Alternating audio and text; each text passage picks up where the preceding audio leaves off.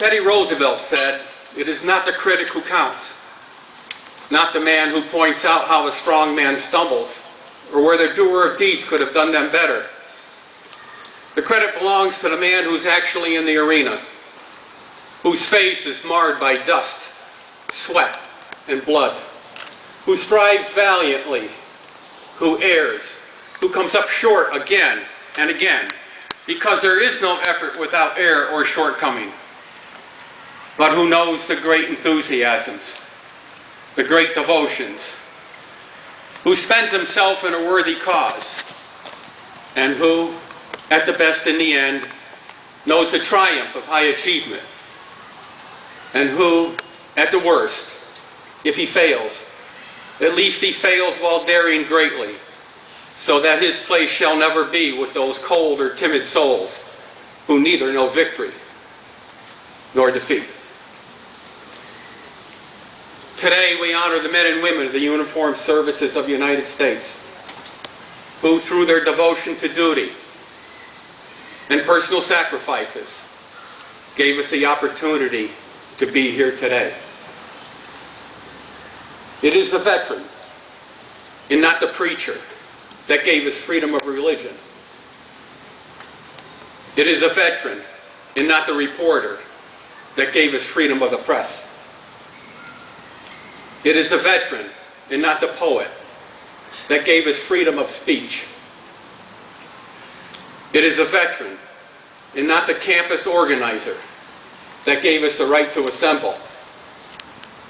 It is a veteran, and not the lawyer, that gave us the right to a fair trial. And it is a veteran, and not the politician, that gave us the right to vote. Those who have served, and those currently serving in the uniformed services of the United States, are ever mindful that the sweetness of enduring peace has always been tainted by the bitterness of personal sacrifice.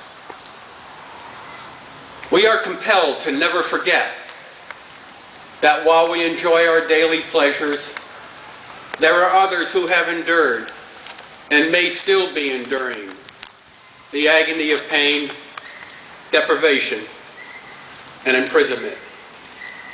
Before we begin our activities, we pause to recognize our POWs and MIAs. We call your attention to this small table. It occupies a place of dignity and honor. It is set for one, symbolizing the fact that members of our armed forces are missing from our ranks. They are referred to as POWs and MIAs, but we call them comrades. They are unable to be with their family and friends, so we join together to pay humble tribute to them and to bear witness to their continued absence.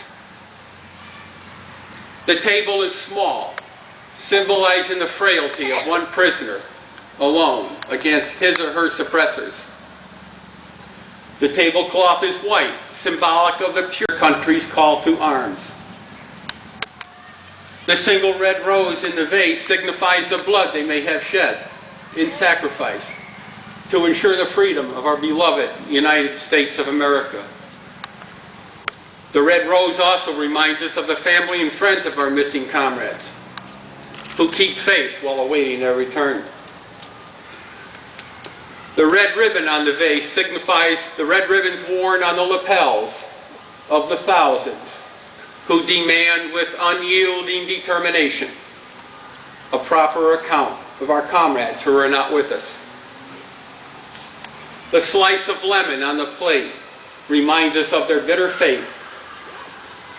The salt sprinkled on the plate reminds us of the countless fallen tears of their families as they wait.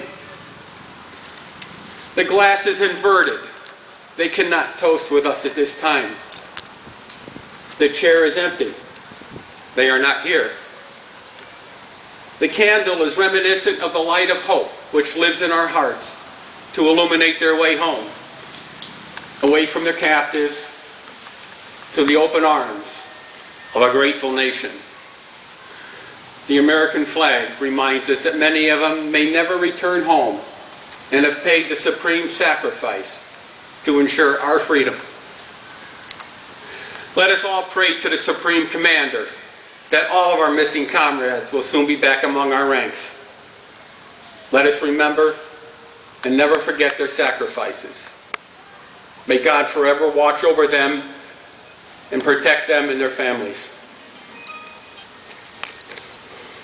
Arm.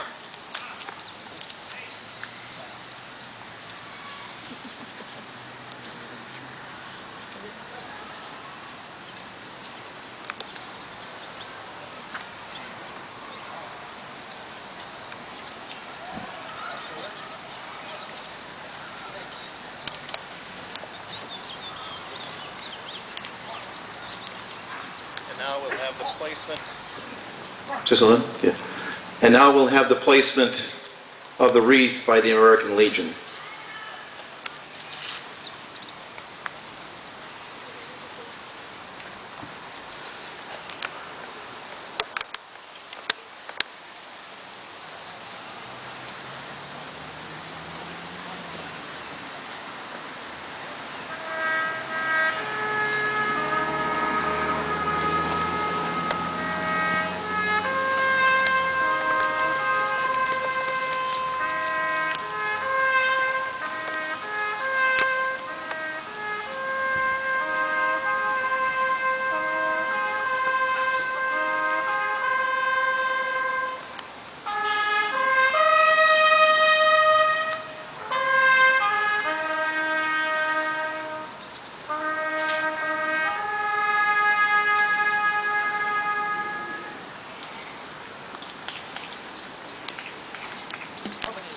Forward.